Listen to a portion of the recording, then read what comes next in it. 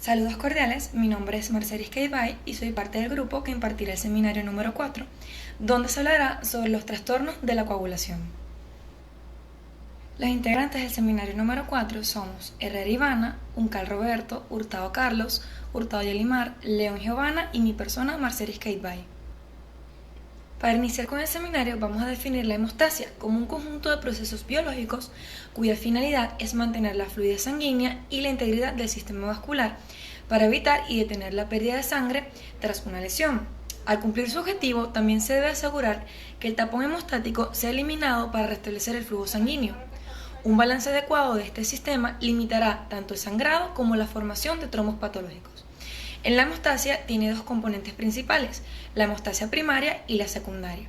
La primaria depende de las plaquetas y los vasos sanguíneos, mientras que la secundaria de las proteínas de coagulación.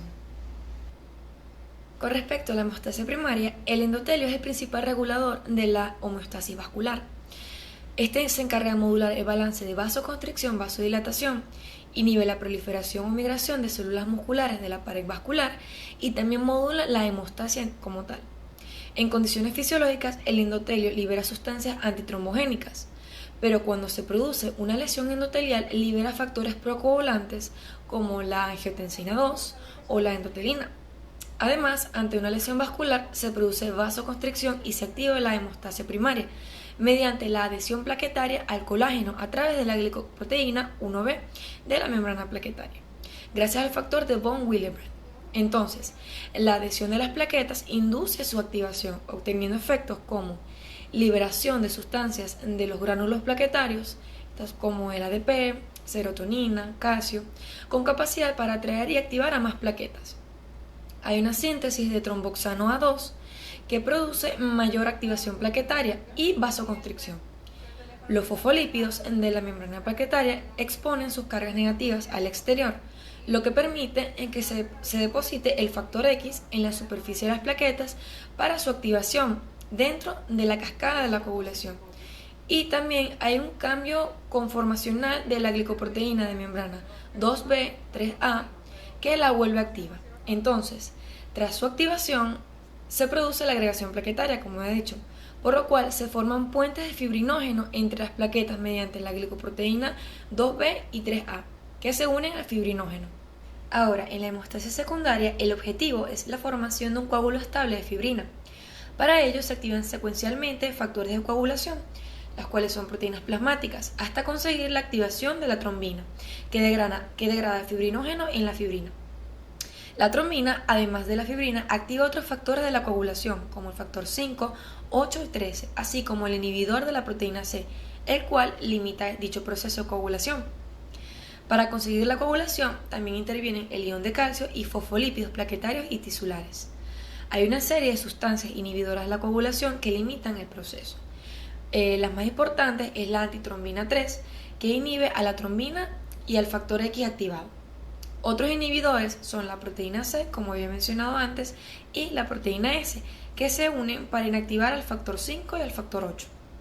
Algunos factores de coagulación son vitaminas K dependientes, es decir, que requieren vitamina K y calcio para desarrollar su actividad biológica.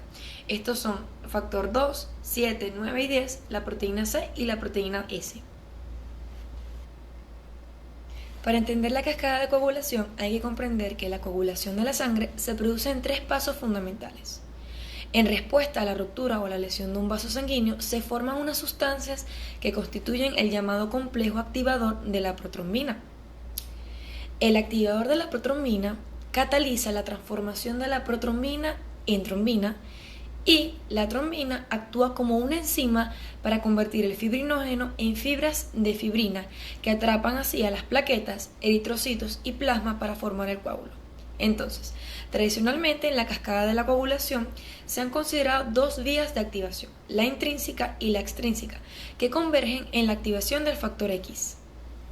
En el mecanismo intrínseco, para el inicio de la formación del activador de la protrombina, comienza con un traumatismo de la propia sangre o con la exposición de la sangre al colágeno de la pared de un vaso sanguíneo lesionado. El proceso se produce mediante la siguiente cascada de reacciones. Primero ocurre la activación del factor 12 y liberación de fosfolípidos plaquetarios. Entonces, debido al traumatismo, el factor 12 se activa para formar una enzima proteolítica llamada factor 12 activado. Simultáneamente, el traumatismo sanguíneo daña las plaquetas, por lo que se liberan fosfolípidos plaquetarios que contienen una lipoproteína llamada factor 3 plaquetario, que interviene en las reacciones de coagulación posteriores. Luego ocurre la activación del factor 11. El factor 12 activado actúa enzimáticamente sobre el factor 11 para activarlo. Este segundo paso de la vía intrínseca requiere la presencia de cininógenos de peso molecular elevado. Posteriormente está la activación del factor 9 por el factor 11 activado. El factor 11 activado actúa luego enzimáticamente sobre el factor 9 para activarlo. Luego está la activación del factor 10. El factor 9 activado junto con el factor 8, los fosfolípidos plaquetarios y el factor 3 de las plaquetas dañadas activan al factor 10.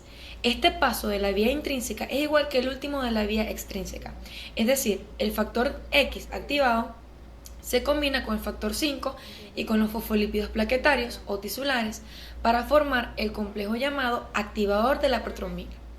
El activador de la protrombina, a su vez, inicia la escisión de la protrombina para formar trombina, poniendo en marcha el proceso final de la coagulación. El inicio de la formación del activador de la protrombina comienza cuando la pared vascular o tejido extravascular sufre un traumatismo y se produce mediante los siguientes tres pasos. Primero, hay una liberación de tromboplastina tisular. ¿Pero cómo sucede? Pues el tejido lesionado libera un complejo de varios factores llamado tromboplastina tisular. Estos factores son fosfolípidos de las membranas de los tejidos dañados y un complejo lipoproteico que actúa como enzima proteolítica. En el segundo paso, ocurre una activación del factor X para formar factor X activado.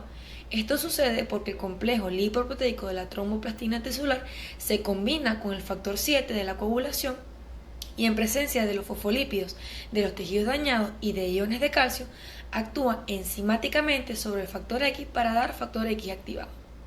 En el tercer paso, consiste en el efecto del factor X activado para formar así el activador de la protrombina. Entonces, el factor X activado se combina inmediatamente con los fosfolípidos tisulares liberados que forman parte de la tromboplastina tisular y con el factor 5 para formar el complejo llamado activador de la protrombina. A los pocos segundos, este enciende la protrombina para formar trombina y el proceso de coagulación prosigue como se ha descrito. El factor X activado es la proteasa que realmente produce la ruptura de la protrombina para dar trombina como resultado. Según nuevos hallazgos, se ha propuesto un nuevo modelo para el mecanismo de la coagulación sanguínea, más simple que el tradicional de las cascadas de coagulación, en el cual no se hace distinción entre las vías extrínsecas y la vía intrínseca. La primera fase de iniciación ocurre en las células portadoras de factor tisular. En la fase de amplificación, el sistema se prepara para la producción a gran escala de trombina y finalmente, en la tercera fase de propagación, ocurre en la superficie plaquetaria y resulta en la producción de grandes cantidades de trombina. Entonces, en la iniciación está el factor 7A y el factor tisular, que son elementos esenciales en el inicio de los procesos de hemostasia. El factor 7 circula en la sangre predominantemente como molécula inactiva y sus funciones a las concentraciones fisiológicas son virtualmente nulas, en ausencia de su cofactor. El factor tisular no está en contacto con elementos de la sangre. La célula que alberga este receptor se encuentra fuera del sistema vascular hasta que existe pérdida de la integridad del mismo. La interacción entre el factor tisular y el factor 7A es el proceso fundamental en la iniciación de la coagulación. Tal interacción incrementa la actividad del factor 7 en 1 a la 10. El complejo 7A y el factor tisular activan los factores 10, 9 y el factor 10A formado es capaz de generar pequeñas cantidades de trombina de manera local. Existe evidencia que sugiere que estas reacciones responsables de la iniciación de la coagulación ocurren de forma continua fuera de la vasculatura en individuos sanos. El factor 7, 10 y la protrombina son capaces de permear a través de espacios tisulares fuera del sistema vascular y pueden ser detectados en linfa y tejidos perivasculares. Como resultado de la lesión vascular, los elementos del sistema que son incapaces, por su tamaño, de abandonar el espacio intravascular, están ahora aptos para hacerlo. El más importante de estos es las plaquetas.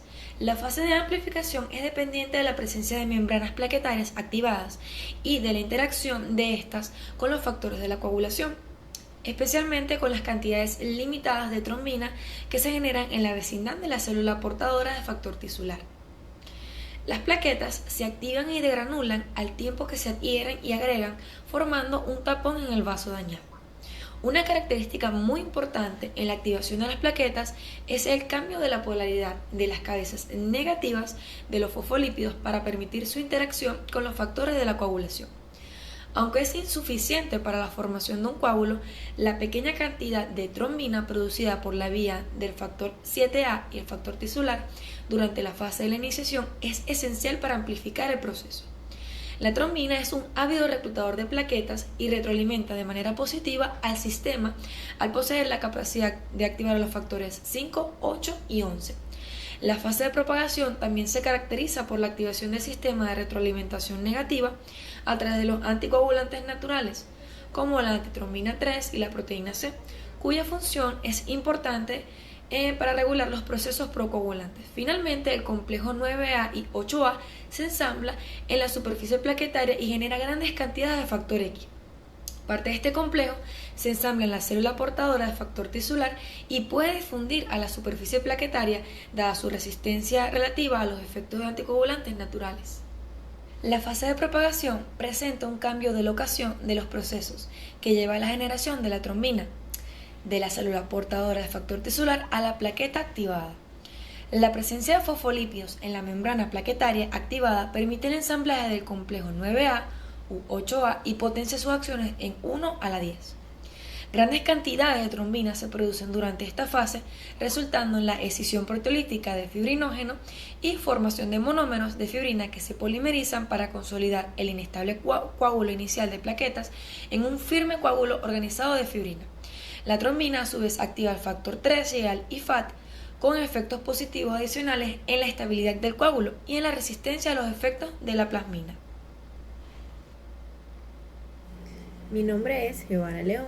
Una vez hablado de lo que es la hemostasia y recordado lo que es la cascada de la coagulación, vamos a comenzar a hablar de lo que son los trastornos de la coagulación. Primero hablaremos de las coagulopatías congénitas y luego de las coagulopatías adquiridas. Hablando de las coagulopatías congénitas, empezaremos con la hemofilia. La hemofilia es una enfermedad hereditaria producida por un déficit congénito de una de las proteínas que participan en la coagulación. Existe la hemofilia A, que va a ser debida o producida por un déficit en el factor 8 de la coagulación. Esta tiene una herencia recesiva ligada al cromosoma X y su incidencia va de 1 por cada 5.000 a 10.000 varones. Por lo que se dice que es el trastorno de la coagulación más frecuente. Tenemos la hemofilia B, que se va a deber a un déficit del factor 9 de la coagulación. Esta también es de herencia recesiva ligada al cromosoma X, pero su incidencia es menor. Va a ser aproximadamente 1 por cada 3.000 varones.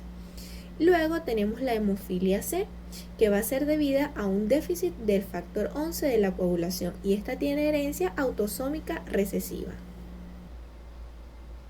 A la deficiencia o disminución de la actividad procoagulante del factor 8 se le denomina hemofilia A. Existen similitudes entre la hemofilia A y B y aunque clínicamente son indistinguibles, la gravedad del cuadro es mayor en la hemofilia A que en la B. En cuanto al cuadro clínico, este va a depender de la concentración plasmática de este factor que está deficiente.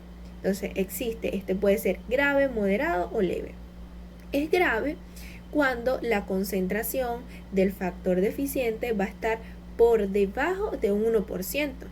Es moderada cuando está entre un 1 y un 5% y es leve cuando está entre un 5 y un 30%. En los casos graves suelen presentar episodios hemorrágicos en la infancia, sobre todo hemartrosis, que dejan secuelas y pueden llegar a dificultar la movilidad. El primer episodio en este tipo de pacientes suele aparecer precozmente, antes de los 18 meses de vida. Los individuos con niveles moderados presentan hemartrosis ocasionales y también pueden presentar secuelas articulares, siendo la manifestación más grave la hemorragia tras intervenciones quirúrgicas. En los casos leves generalmente no tienen problemas hemorrágicos y suelen ser diagnosticados a raíz de una extracción dentaria o una intervención quirúrgica. Tenemos que tener en cuenta que las hemorragias de mayor frecuencia e importancia son las hemartrosis. También pueden aparecer hematomas superficiales en relación a pequeños traumas y la manifestación más grave es la del sistema nervioso central, con una prevalencia de un 2 a un 8%. El diagnóstico de la hemofilia A viene marcado y es muy importante tanto la historia clínica como los resultados de laboratorio. En estos resultados de laboratorio es característico encontrar un recuento de plaquetas y morfología plaquetaria normales. El tiempo de sangrado va a estar normal, el tiempo de la coagulación puede estar normal o levemente prolongado. El tiempo de la tromboplastina parcial va a estar prolongado y el tiempo de la tromboplastina parcial diferencial va a estar anormal. Si este tiempo de la tromboplastina parcial diferencial con un suero envejecido da prolongado, se trata de una deficiencia del factor 8. Y si da prolongado con un plasma normal absorbido, se trata de una deficiencia del factor 9. El tiempo de protrombina estará normal y las pruebas específicas de los factores son diagnósticos de la enfermedad. En cuanto al tratamiento, tenemos que tener en cuenta 5 circunstancias. En primer lugar, el tipo de hemofilia, para saber qué factor se debe reponer. En segundo lugar, la semivida del factor administrado, ya que cada factor de coagulación posee un tiempo de desaparición del torrente sanguíneo. Por ejemplo, el factor 8 aproximadamente 8 horas y el factor 9 24 horas. En tercer lugar, tenemos la gravedad de la hemofilia. Esto nos va a ayudar para saber la cantidad de factor a administrar. En cuarto lugar, tenemos el efecto esperado, ya que una unidad de factor 8 o 9 equivale a la cantidad del factor existente en 1 mililitro de plasma de individuos normales. Y los procoagulantes, que se utilizan a veces en hemorragias superficiales o fácilmente cuantificables.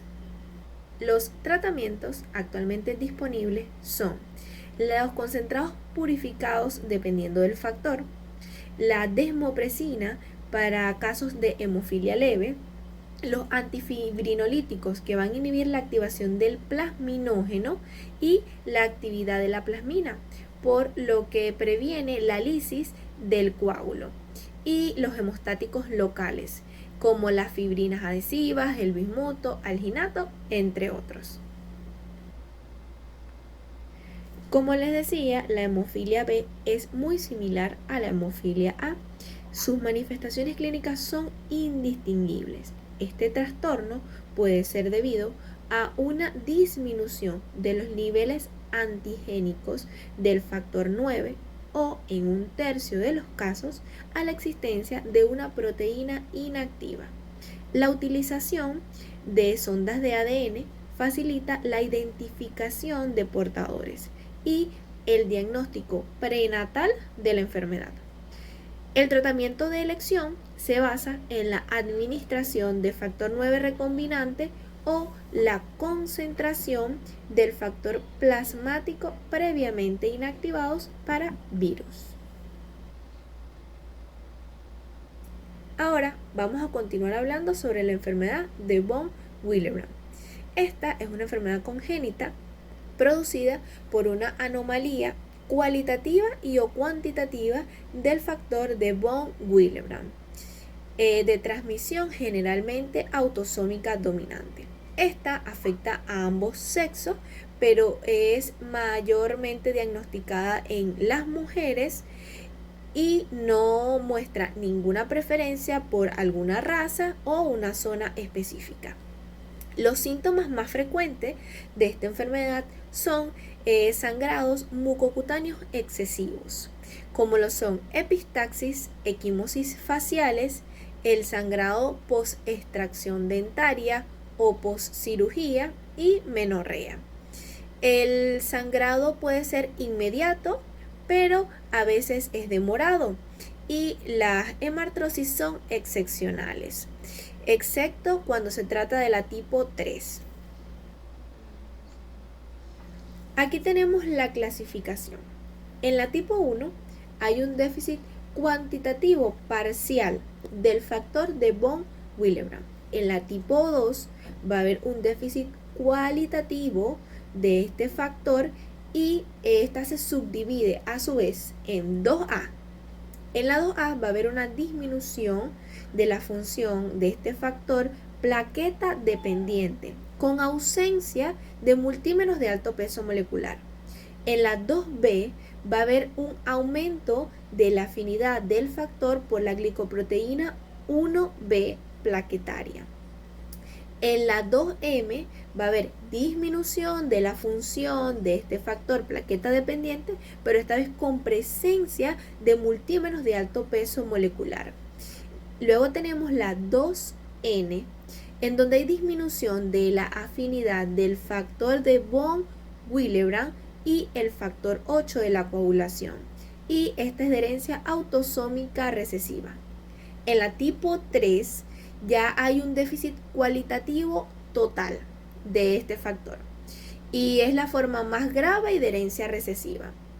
Entonces, también existe lo que es la enfermedad de von Willebrand adquirida.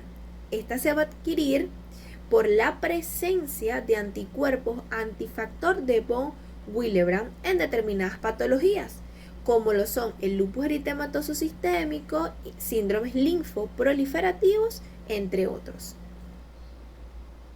El diagnóstico de esta enfermedad siempre tomando en cuenta la realización de una buena historia clínica. El diagnóstico biológico se establece mediante la determinación en plasma de el factor de von Willebrand antigénico, el factor 8 de la coagulación, la actividad del factor de von Willebrand, la agregación plaquetaria inducida por la ristocetina y la identificación de las estructuras. Desde el punto de vista del laboratorio, los hallazgos más constantes son recuento plaquetario y morfología plaquetaria normal. El tiempo de la hemorragia va a estar prolongado. El tiempo de protrombina va a estar normal. El tiempo de tromboplastina va a estar prolongado. Agregación plaquetaria normal con todos los reactivos excepto la ristocetina. Anormalidades variables en la actividad relacionada con el factor 8. El tratamiento tiene como objetivo corregir la deficiencia del factor de von Willebrand y acortarlo, corregir el tiempo de sangrado. Existen recomendaciones estándar para este tratamiento, aunque depende del tipo. En los tratamientos actuales tenemos la desmopresina, que es un análogo de la vasopresina, y este va a incrementar de 2 a 5 veces la liberación por parte de células endoteliales del factor de von Willebrand. También el aumento de los niveles del factor 8 y la actividad del cofactor de la ristocetina. Tenemos también la terapia sustitutiva, que la utilizamos en aquellos pacientes que no responden a la desmopresina. Entonces, se le puede tratar con concentrados de factor 8 que contienen el factor de von Willebrand con virus inactivado. Son los tratamientos de elección en la profilaxis de la cirugía mayor, en enfermos moderados y graves y en caso de una hemorragia interna. También tenemos otros como lo son antifibrinolíticos, anticonceptivos orales y concentrados de plaquetas, que utilizamos en aquellos casos en que el sangrado continúa aún habiendo utilizado la terapia sustitutiva o de reposición.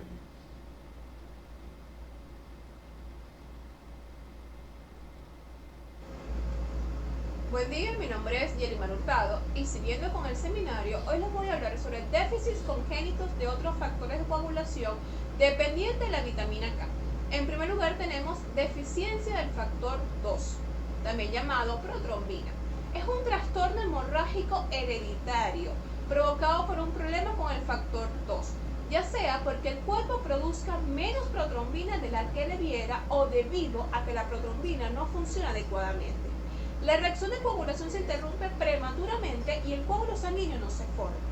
La deficiencia del factor 2 es un trastorno autosómico recesivo, lo cual quiere decir que ambos padres deben ser portadores del gen defectuoso a fin de transmitirlo a sus hijos. Síntomas. Los síntomas de la deficiencia del factor 2 son diferentes en cada persona. Podemos conseguir síntomas comunes como cuáles: epistasis, propensión a los hematomas, menorragia, hemartrosis, hemorragias musculares, gingivorragia, particularmente después de cirugías o extracciones dentales. En cuanto a otros síntomas reportados, tenemos hemorragia gastrointestinal, hemorragia del muñón del cordón umbilical al nacer y hemorragias anormales durante o después de lesiones, cirugías o partos. En cuanto a los síntomas poco comunes, tenemos hemorragia en el sistema nervioso central y hematuria. Diagnóstico. Podemos conseguir un alargamiento del tiempo de tromboplastina parcial activado, un alargamiento del tiempo de protrombina, una disminución de los niveles de protrombina funcional y el tiempo de trombina es normal. En cuanto al tratamiento, decimos que hay dos tratamientos disponibles para la deficiencia del factor 2. Ambos se fabrican a partir de plasma humano. Tenemos un concentrado del complejo de protrombina y un plasma fresco congelado. Deficiencia del factor de coagulación 7, anteriormente conocido como proconvertina y habitualmente llamado factor 7. Es una proteína plasmática estable ante el calor y el almacenamiento, activada por la tromboplastina tisular para formar factor 7A en la vía extrínseca de la coagulación sanguínea. En cuanto a los síntomas, decimos que los síntomas pueden incluir cualquiera de los siguientes: epistasis, hemartrosis, hemorragia intramuscular, propensión a presentar hematomas y una hemorragia del cordón umbilical tras el nacimiento. En cuanto a las pruebas y exámenes, decimos que los exámenes que se pueden realizar son los siguientes: un tiempo parcial de tromboplastina, una actividad del factor 7 en el plasma, un tiempo de protrombina y realizar un estudio de mezcla que incluya un examen de tiempo parcial de tromboplastina especial que se realiza para confirmar la deficiencia del factor 7. En cuanto al tratamiento, decimos que hay varios tratamientos disponibles para la deficiencia del factor 7. Tenemos un concentrado del factor 7A recombinante, un concentrado del factor 7, un concentrado de complejo de protrombina que contenga el factor 7 y un plasma fresco congelado. Deficiencia del factor 9 de la coagulación, también llamado factor antihemofílico beta o factor Crispr. Es una proteína dependiente de vitamina K que forma parte de la vía intrínseca de la coagulación de la sangre. Este factor es parte del grupo de la protrombina. La deficiencia del factor 9 o hemofilia B, enfermedad de Crispr, es una enfermedad hemorrágica hereditaria caracterizada por la deficiencia funcional o cuantitativa del factor 9. Se debe a un defecto en los genes que se localiza en el brazo largo del cromosoma 10. En cuanto a los síntomas, se puede incluir hemartrosis, dolor y edema, hematuria, melena, hematoquesia, hematomas, hemorragia en las vías digestivas y urinarias, epistasis, hemorragia por extracciones de piezas dentales y hemorragia de origen idiopático. En cuanto a los exámenes para diagnosticar la hemofilia B, se pueden incluir el tiempo parcial de tromboplastina, el tiempo de protrombina, un tiempo de sangría, nivel de fibrinógeno y actividad del factor 9 en el suero. En cuanto al tratamiento, decimos que el tratamiento principal para la hemofilia es la terapia de reemplazo. Va a ser un concentrado de los factores de coagulación 9 para reemplazar el factor deficiente o nulo. Deficiencia del factor 10. Es un trastorno hemorrágico caracterizado por una falta en la producción del factor 10. Es una proteína enzimática que hace que la sangre se coagule en la cascada de la coagulación, producida en el hígado cuando se activa la protrombina para generar trombina en la vía intrínseca de la coagulación. Este proceso depende de la vitamina K y se ve reforzado por el factor 5 activado. La afección puede ser hereditaria o, más comúnmente, adquirida. En cuanto a los síntomas, tenemos epistasis, propensión a los moretones, hemorragia gastrointestinal, hemartrosis, hemorragias musculares, hemorragia del muñón del cordón umbilical al nacer, gingivorragia posterior a extracciones de piezas dentales y hemorragia durante o después de lesiones o cirugías. En cuanto a las pruebas y exámenes, las pruebas que se pueden llevar a cabo incluyen actividad del factor 10, tiempo parcial de tromboplastina y tiempo de protrombina. El tratamiento, hay dos tratamientos disponibles para la deficiencia del factor 10. Ambos se fabrican a partir de plasma humano. Tenemos un concentrado de complejo de protrombina que contenga factor 10 y un plasma fresco congelado. Deficiencia del factor 5. Es una proteína del sistema de coagulación sanguínea, ocasionalmente llamada proacelerina o factor LAL. En contraste con la mayoría de los demás factores de la coagulación, el factor 5 no es enzimáticamente activo, sino que funciona como cofactor. La deficiencia del factor 5 conlleva a una predisposición a las hemorragias, mientras que algunas mutuaciones, en particular el factor 5, Leiden, predisponen a la trombosis. Los síntomas. Frecuentemente se presenta sangrado excesivo con los periodos menstruales y después del parto. Otros síntomas pueden incluir petequias, gingivorragia, hematomas excesivos, epistasis, hemorragias excesivas o prolongadas en proceso quirúrgico o posterior a traumatismo y hemorragia del muñón umbilical. En cuanto a las pruebas y exámenes, las pruebas para detectar deficiencia del factor 5 incluyen análisis del factor 5, unas pruebas de la coagulación sanguínea como el tiempo parcial de tromboplastina y el tiempo de protrombina y un tiempo de sangrado. En cuanto al tratamiento, decimos que el tratamiento para la deficiencia del factor 5 generalmente solo se requiere en casos de hemorragias graves o antes de cirugías. El plasma fresco congelado es el tratamiento usual porque no existe un concentrado que contenga exclusivamente factor 5. Las transfusiones de plaquetas que contienen factor 5 también constituye una opción en algunos casos. La deficiencia combinada del factor 5 y factor 8 es de particular interés por ser el primer trastorno de la coagulación atribuible a defectos genéticos ajenos a los genes de los mismos factores de coagulación, como lo indicaron los patrones hereditarios. El trastorno es causado por el transporte anormal a través del retículo endoplasmático, debido a un defecto en el gen del compartimiento intermedio del retículo endoplasmático. En la clínica veremos que son hemorragias moderadas y generalmente se producen después de cirugía o traumatismo. El diagnóstico de este estará dado por los niveles de los valores antigénicos y la actividad funcional de ambos factores, también por la detección del alargamiento en el tiempo de protrombina y el tiempo de tromboplastina parcial activado.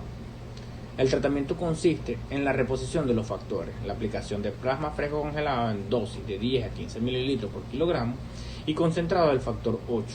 En algún caso se ha utilizado desmopresina con buenos resultados.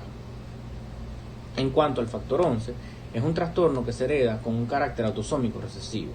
Es el tercer trastorno hemorrágico en orden de frecuencia. Su clínica cursa con episodios hemorrágicos que no suelen ser graves y suelen producirse tras intervenciones quirúrgicas o extracciones dentarias.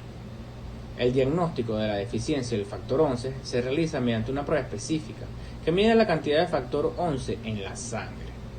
Su tratamiento consiste en la administración de plasma fresco y tratamiento antifibrinolítico, si bien en la actualidad se dispone del concentrado del factor 11. En cuanto al déficit del factor 13, este trastorno es muy infrecuente, que se hereda de modo autosómico recesivo, observándose con frecuencia consanguinidad entre los que lo padecen. La clínica se puede manifestar desde el nacimiento por hemorragia del cordón umbilical, post-circuncisión, y tampoco es excepcional la hemorragia intracraneal espontánea. En cuanto al diagnóstico, se sospecha ante un cuadro de diátesis hemorrágica familiar, con las pruebas habituales de hemostasia normales. La solubilidad del coágulo en urea o en ácido monoacético es la prueba más fehaciente para descubrir el defecto del factor 13. Para su tratamiento se utiliza el concentrado plasmático del factor 13 en dosis de 20 a 50 unidades internacionales por kilogramo. Un tratamiento alternativo es la infusión de plasma fresco congelado en dosis de 2 a 3 mililitros por kilogramo.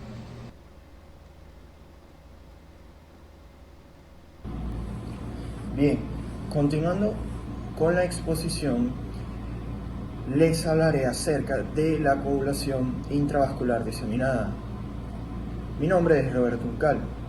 La coagulación intravascular diseminada es un trastorno en el que se produce una producción excesiva de trombina, lo cual generará trombosis y consumo de plaquetas, así como también otros factores de la coagulación, lo que conlleva a la aparición de hemorragias. La coagulación intravascular diseminada es secundaria a una patología de base, como por ejemplo sepsis, placenta previa, feto muerto retenido o liberación excesiva del factor tisular por destrucción celular. En cuanto a la etiología de la coagulación intravascular diseminada, tenemos que puede ser causada por septicemias o shock séptico, que pueden ser causados por gram negativos o, por ejemplo, endotoxinas, o gram positivos, como por ejemplo mucopolisacáridos. También pueden ser causadas por accidentes obstétricos, como antes mencioné, feto muerto retenido, también placenta previa, desprendimiento prematuro de la placenta, entre otros. También puede causar traumas severos, shocks o quemaduras, así como también la pueden ocasionar neoplasias o trastornos vasculares. Bien, continuando con la clínica, tenemos que las manifestaciones clínicas están determinadas en la mayoría de las veces por la causa desencadenante de la coagulación intravascular diseminada, pero las más relevantes y comunes son la hemorragia y la trombosis de la microcirculación. La hemorragia es la principal manifestación y el sitio más frecuente de sangrado es la piel. Esta se presenta en forma de petequias, equimosis y hematomas superficiales. En cuanto a la trombosis de microcirculación, esta se presenta en acrocianosis e incluso en gangrena en los dedos, nariz y genitales, puesto que estas son zonas en las que existe una reducción de flujo sanguíneo secundaria a vasoespasmos o microtrombosis. Continuando ahora con el diagnóstico y el tratamiento de la coagulación intravascular diseminada, tenemos que el diagnóstico se da principalmente por los antecedentes, los hallazgos clínicos y los hallazgos de laboratorio. En cuanto a los antecedentes, tenemos pacientes con sepsis, pacientes con traumas severos, pacientes con neoplasias o, en su defecto, pacientes con accidentes obstétricos. En cuanto a los hallazgos clínicos, tenemos que se destaca principalmente la hemorragia, representadas por petequias, equimosis o hematomas superficiales en la piel. En cuanto a los hallazgos de laboratorio, tenemos el alargamiento en los tiempos de coagulación, PT y PTT, por consumo de los factores de coagulación. También tenemos trombocitopenia secundaria al consumo plaquetario. El fibrinógeno se encuentra elevado al inicio, ya que actúa como reactante de la fase aguda. Y finalmente, si el cuadro se prolonga, este fibrinógeno reduce sus niveles por su consumo. Por último, tenemos el aumento del dímero D a consecuencia de la generación y lisis de la fibrina. En cuanto al tratamiento, tenemos que básicamente el tratamiento se basa en tratar la causa desencadenante según predomine, ya sea hemorragia o trombosis. En cuanto a la hemorragia, el tratamiento es sustitutivo con plaquetas y factores de coagulación, es decir, plasma fresco congelado y crioprecipitados. En cuanto a la trombosis, tenemos que el tratamiento se basa en un tratamiento anticoagulante con heparina a dosis bajas. Ahora continuamos con las hepatopatías y las alteraciones hemostáticas en esta. Tenemos que el hígado tiene un papel muy importante en el sistema de coagulación, pues este es el sitio en donde se producen todos los factores hemostáticos a excepción del factor de von Willebrand. También se producen la mayor parte de las proteínas reguladoras del sistema de coagulación y los componentes del sistema fibrinolítico. El hígado es el órgano principal donde son depurados de la circulación los factores hemostáticos activados y los activadores del fibrinógeno, así como también del plasminógeno. La mayor parte de las enfermedades hepáticas se relaciona con alteraciones en la hemostasia primaria y secundaria, por lo que en la hepatopatía la alteración más frecuente y letal del sistema de coagulación es la hemorragia. Esta puede manifestarse como epistasis, gingivorragia, equimosis, hemorragia del tubo digestivo, en cualquiera de las dos grandes patologías hepáticas, las cuales son la hepatitis aguda y fulminante, así como también la enfermedad hepatocelular crónica. Las alteraciones del sistema de coagulación en el paciente hepatópata se deben a trombocitopenia y alteraciones funcionales plaquetarias, síntesis anormal del fibrinógeno, coagulación intravascular diseminada, hiperfibrinólisis, entre otras. Bien, continuamos ahora con la descripción de las alteraciones hemostáticas en hepatitis viral aguda y hepatitis fulminante. La hemorragia espontánea es muy rara en estos enfermos, sin embargo, pueden cursar con trombocitopenia de leve a moderada. De hecho, esta es la principal alteración hemostática. Su patogenia incluye hiperesplenismo, mala producción secundaria a la invasión de megacariocitos por el virus, efecto citopático directo de las plaquetas, destrucción inmune mediada por anticuerpos dirigidos inicialmente contra el virus y, en casos más graves, una coagulación intravascular diseminada. Ocasionalmente puede presentarse trombocitopenia grave y algunas veces este puede ser el preludio de una anemia aplásica secundaria a este tipo de virus. Múltiples alteraciones en la función plaquetaria se han descrito en la hepatitis aguda. Por ejemplo, la disminución en la retracción del coágulo, disminución de la agregación plaquetaria inducida por ADP, colágeno o ristocetina, y alteraciones plaquetarias ultraestructurales. La más común de ellas es en la fase fluida de la coagulación, el cual se da por el alargamiento en el tiempo de protombina. Tenemos también que los factores K dependientes disminuyen importantemente, pero el factor 7 lo hace antes que los demás. En cuanto a la hepatitis fulminante, la mayoría de los pacientes tienen criterios para considerarlos portadores de coagulación intravascular diseminada. La aparición de esta última obedece a la liberación de precoagulantes por los hepatocitos dañados, expresión inducida por el virus de factor tisular por monocitos o células endoteliales, endotoxina, mediadores inflamatorios y acumulación de factores activados por el flujo portal. Para finalizar, hablaremos sobre la enfermedad hepatocelular crónica.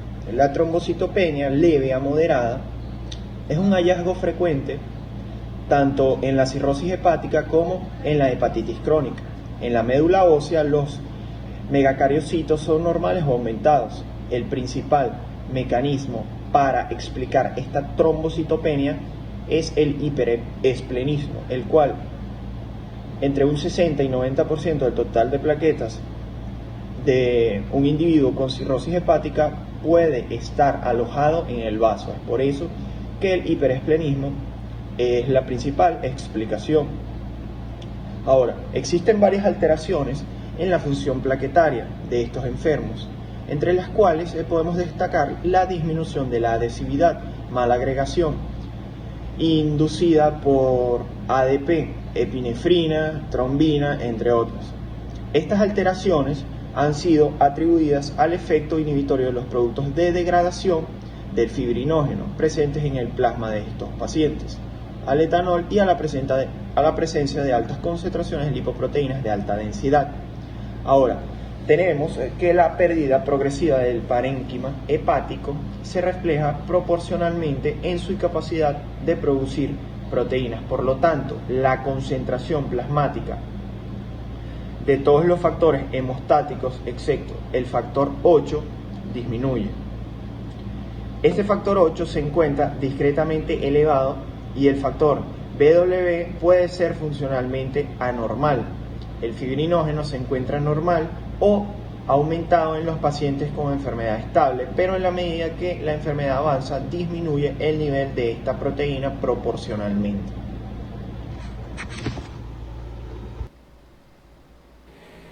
Hola, mi nombre es Iván Herrera y ahora yo les voy a hablar acerca de la hemofilia adquirida. La hemofilia adquirida es un trastorno hemostático derivado del desarrollo de autoanticuerpos dirigidos principalmente contra el factor 8 de coagulación. Estos anticuerpos ocasionan hemorragias de un alto riesgo de morbilidad y mortalidad.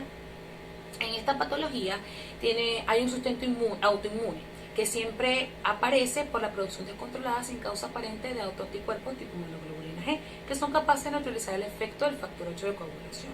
A estos también se les conoce como inhibidores.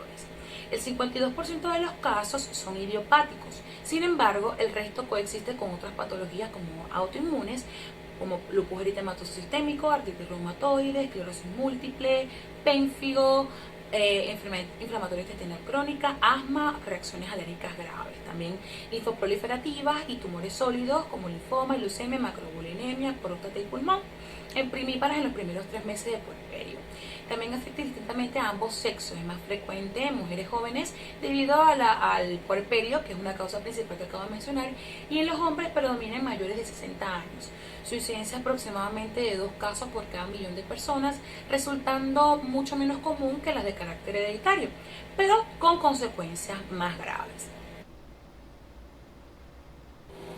En cuanto a la clínica, tenemos que esta patología cursa con hematomas grandes, difusos, dolorosos, que pueden generar anemia. Otras manifestaciones incluyen hematomas musculares y en mucosas gastrointestinales y genitourinarias. La hemorragia también complica lo que es la situación del paciente postoperatorio o con heridas. Puede haber hemorragia retroperitoneal, articular o intracraneal, pero estas dos últimas son menos frecuentes. Esta enfermedad se da sobre todo en pacientes sin historia hemorrágica previa y casi siempre esta patología se presenta abrupta, grave y agresivamente en pacientes previamente sanos. Con menos frecuencia existe una patología de base o primaria agudizada por la hemorragia o síndrome anémico por la pérdida hemática. Bien, el diagnóstico va a estar dado principalmente por el alargamiento aislado del tiempo de tromboplastina parcial activada, o TTPA, que no se corrige al mezclar con plasma normal. Otras pruebas hemostáticas como plaquetas, tiempo de protrombina, fibrinógeno y tiempo de trombina generalmente están normales. Debe descartarse esta patología en pacientes sin hemorragia aparente, pero con el TTPA prolongado que no corrige con plasma normal y no tiene el anticoagulante lúpico positivo. Casi siempre un TTPA prolongado aisladamente debe interrogarse rigurosamente para buscar datos de hemorragia. El siguiente paso para el diagnóstico por laboratorio es medir el factor de coagulación 8 funcional, el cual se encontrará debajo del rango normal. El tercer paso y definitivo es cuantificar la potencia del inhibidor mediante las pruebas de Bethesda o NIMED en Bethesda, las cuales evalúan el título del inhibidor en unidades Bethesda. Los títulos de anticuerpos no están relacionados directamente con la severidad de los síntomas del sangrado o la mortalidad, por lo que no se pueden utilizar como un factor predictor, pero sí son útiles para realizar el seguimiento durante el tratamiento y medir la eficacia de la erradicación del inhibidor. Les voy a hablar un poco ahora acerca del tratamiento. Lograr un resultado favorable en esta patología depende del diagnóstico expedito y la selección del mejor tratamiento o del mejor manejo. El tratamiento descansa en dos pilares, que es controlar la hemorragia si está presente o prevenir su aparición. Esto es como el primer pilar, ¿sí? Entre el 20 y el 30% de los pacientes no van a requerir un tratamiento hemostático al diagnóstico. Por ejemplo, si este paciente presenta equimosis extensa, ¿no? Se debe intentar inmediatamente erradicar lo que es el inhibidor, y a menos que exista hemorragia evidente o descontrol hemodinámico por hipovolemia, no se inicia un tratamiento hemostático de inmediato. Tampoco requieren tratamiento hemostático los pacientes con inhibidor y deficiencia funcional del factor 8 de coagulación sin hemorragia. Los enfermos que van a recibir tratamiento hemostático inmediato son aquellos con riesgo hemorrágico alto o con hemorragia clínica o paraclínica, bien sea una hemorragia muscular, genitourinaria, gastrointestinal, retroperitoneal, articular, pulmonar o también del sistema nervioso central. Si el paciente se somete también a un procedimiento invasivo mayor o menor, debe recibir tratamiento hemostático antes y después del mismo. Ahora bien, la intensidad del tratamiento hemostático se define por la localización y gravedad hemorrágica. Aunque el tratamiento de elección es con agentes de puenteo y el factor 8 porcino recombinante, si no se dispone de ellos y si el inhibidor está a menos 5 unidades Bethesda y se puede monitorear frecuentemente lo que es la recuperación del factor 8 de coagulación, manteniéndolo siempre a mayor a 5%, basta con aportar solamente oxígeno, soporte general y aumentar lo que es la concentración del factor 8 con desmopresina. Desafortunadamente, la mayoría de las hemorragias en esta patología son graves e incluso mortales, siendo la anemia otro factor que influye en el tratamiento. El tratamiento inicial de la hemorragia grave es con agentes de puenteo o de regulación, como lo acabo de decir. El concentrado de complejo protonvínico activado, que es el CCPA, y está acá en este cuadrito, contiene los factores 2, 7, 9 y 10A, capaces de regular al factor 8 para generar trombina. La dosis es de 50 a 100 unidades internacionales por kilogramo cada 8 a 12 horas, o incluso 35 a 80 unidades internacionales por kilogramo cada 8 a 24 horas. Es útil en el 76 al 89% de los casos, y en pacientes con hemorragias crónicas y leves se usa profilácticamente el 50% de la dosis. El factor 7 activado recombinante, que también está acá en este cuadrito, permite regular la hemostasia desde la vía extrínseca, evitando la vía intrínseca. En él se emplean de 90 a 120 microgramos por kilogramos cada 2 a 3 horas, y la dosis se disminuye según la respuesta. Su eficacia llega hasta un 100%. Y finalmente, estos dos medicamentos que acabo de decir pueden administrarse alternadamente en hemorragias graves resistentes si la monoterapia se administra a dosis y frecuencias máximas. El siguiente paso terapéutico o el segundo pilar es buscar la curación erradicando el inhibidor con inmunosupresores. Ok, el paciente logra remisión completa si el inhibidor es menor a 0.6 unidades Bethesda y si el factor 8 de coagulación está mayor al 50%.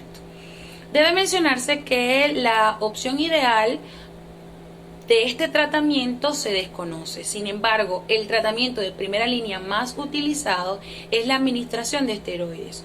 1 miligramo por kilogramo al día, solos o asociados con ciclofosfamida, a dosis bajas, de 1 a 2 miligramos por kilogramo al día, por 3 a 5 semanas. El tratamiento de segunda línea es rituximab, de elección si el de la primera línea falla.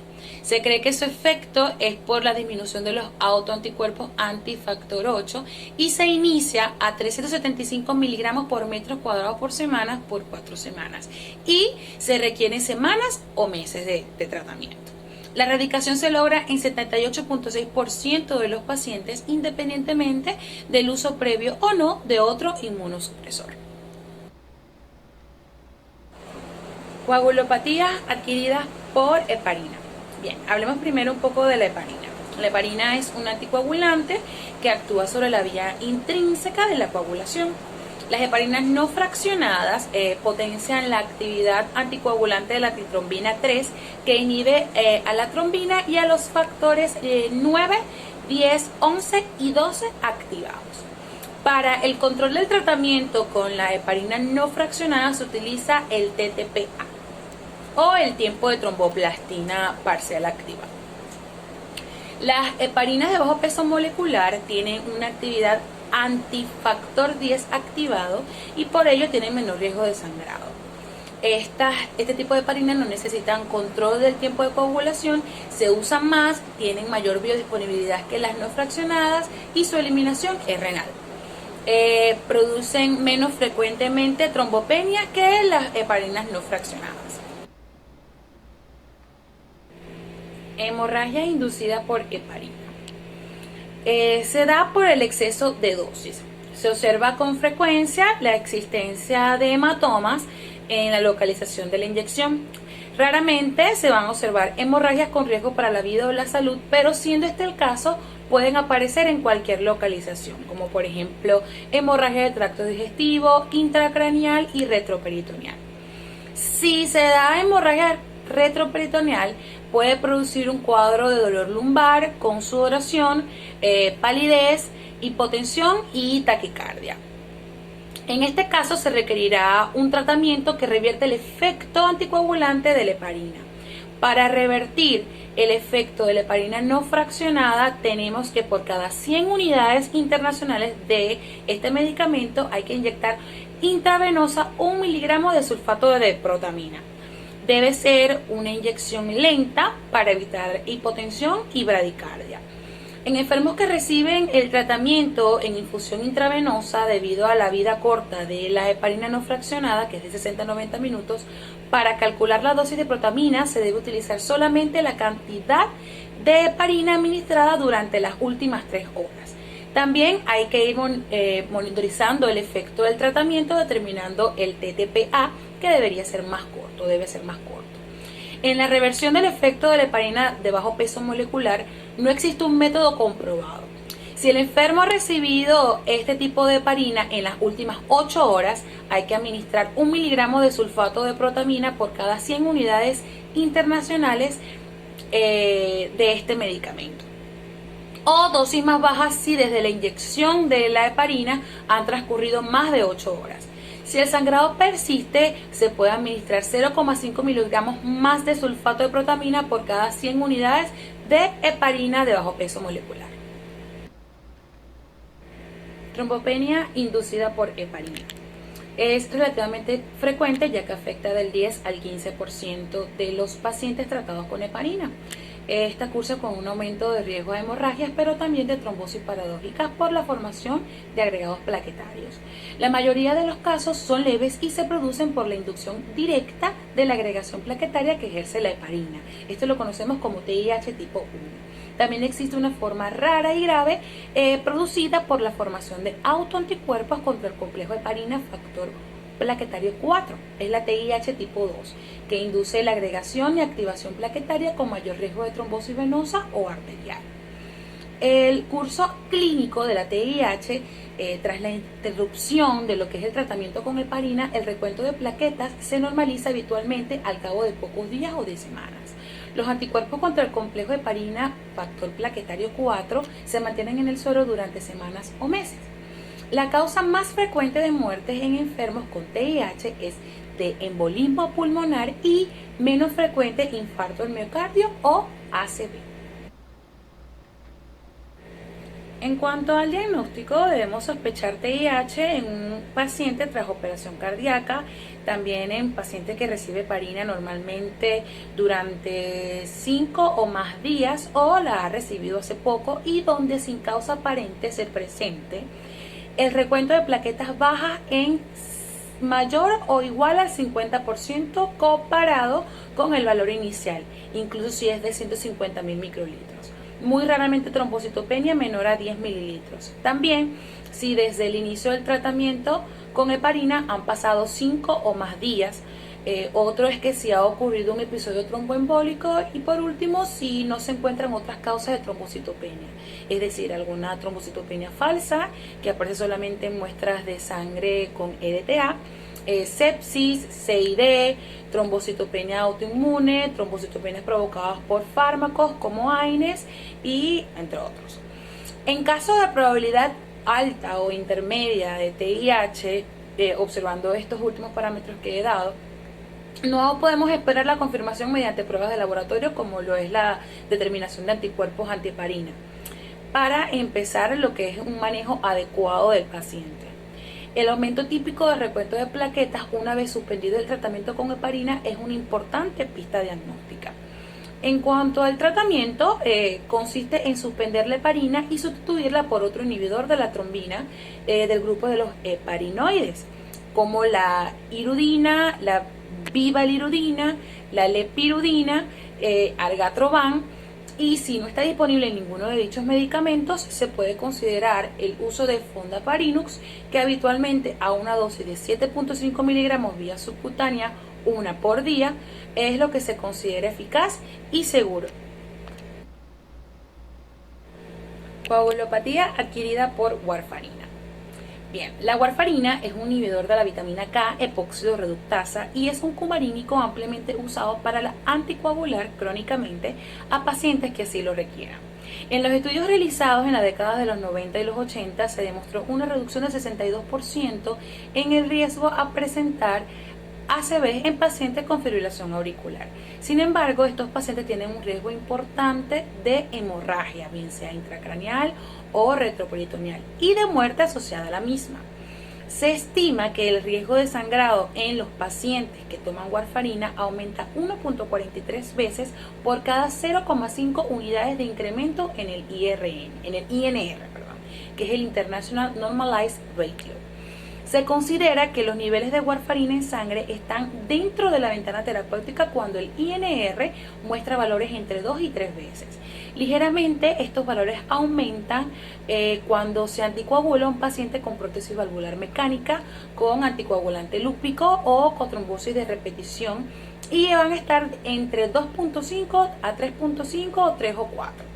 En pacientes con tratamiento o en tratamiento con warfarina que estén excesivamente anticoagulados, podemos encontrar un alargamiento tanto del TP como del TTPA. En cuanto al tratamiento, cuando se requiere revertir de manera urgente el efecto anticoagulante de la warfarina, se tienen como opciones la administración de plasmas frescos congelados, que es el PFC, o de concentrados de complejo protrombínico, CCCP, asociados con la administración de vitamina K por vía intravenosa. Es sumamente necesaria la administración de vitamina K, ya que la vida media de la warfarina es de 20 a 60 horas, lo que excede la vida media de algunos de los componentes del PFC y del CCCP. Aquí en esta lámina tenemos el protocolo para la reversión de la warfarina. Emponzoñamiento por Lonomia akelus. El género Lonomia es responsable de un grave síndrome hemorrágico en Sudamérica y comprende las especies Lonomia akelus, que está presente en Venezuela y la Guayana Francesa y la región oriental de Colombia.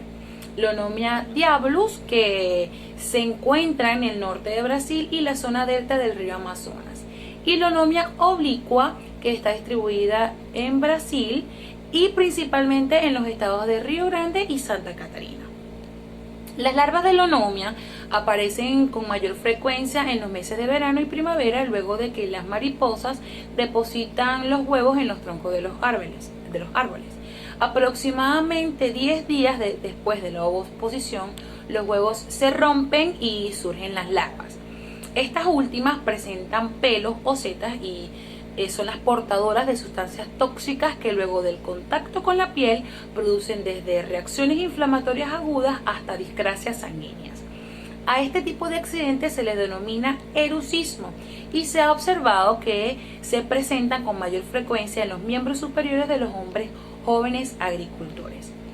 Ya para el aspecto fisiopatológico se puede observar que el veneno de las larvas de Lonomia aqueus produce una elevada actividad del sistema fibrinolítico, generando así el consumo de fibrinógeno, disminución del factor 5, plasminógeno y factor 8 de la coagulación. Esto se debe a que contiene una sustancia bien caracterizada denominada lonomina 5 que degrada el factor 13 humano. En cuanto a la clínica de esta patología, se inicia con dolor, ardor y sensación de quemadura en el sitio de contacto, seguido de dolor a lo largo de la extremidad en la cual ha ocurrido el contacto con las setas, cefalea y fiebre en niños. De 24 a 72 horas comienzan a aparecer las manifestaciones hemorrágicas como equimosis, hematomas, epitaxis, gingivorragia, hematuria y melena. Las heridas cicatrizadas recientemente se abren y sangran de nuevo. En casos muy graves se presentan hemorragias pulmonares, intracraneales e incluso peritoneales. Algunos pacientes ingresan en coma. En algunos casos, especialmente por emponzoñamiento por la lonomia oblicua, se presenta insuficiencia renal. En cuanto al diagnóstico, en un paciente con envenenamiento por lonomia puede encontrarse múltiples alteraciones de las pruebas de laboratorio. Entre ellas tenemos la prolongación del tiempo de protrombina y del tiempo parcial de tromboplastina. También aumento de la trombina, aumento de la protrombina y dímero D, disminución del fibrinógeno, la antitrombina y los factores 5, 8 y 13. La proteína C de la coagulación y el plasminógeno. Además, hay leucocitosis y anemia leve. Generalmente se observan alteraciones plaquetarias, alteraciones plaquetarias ni en los factores 10, 2 ni de von Willebrand, ni en las pruebas renales o hepáticas. En los casos donde se encuentre insuficiencia renal, hay elevación de urea y la creatinina. Ahora bien, en el tratamiento debe realizarse un buen lavado, aplicar compresas frías con agua o hielo, anestesia local con lidocaína, corticoides tópicos, suministrar antihistamínicos y analgésicos. Puede ser útil también la aplicación de cinta adhesiva para eliminar las setas. De acuerdo con las condiciones del paciente, se deben establecer las medidas generales de hidratación, aplicación de esteroides y diuréticos. El otro tratamiento es el suero antilonómico, que se indica de acuerdo a la gravedad del accidente, y la dosis es la misma para niños y adultos. Se aplica con la finalidad de neutralizar el veneno circulante y es administrado vía endovenosa. Actualmente se recomienda que el tratamiento específico de los pacientes con síndrome hemorrágico por lonomia se establezca con la administración del suero antilonómico, no con el uso de agentes antifibrolíticos. Además, debe evitarse la aplicación de sangre total, plasma fresco congelado o crioprecipitados, porque estos pueden inducir una coagulación intravascular diseminada.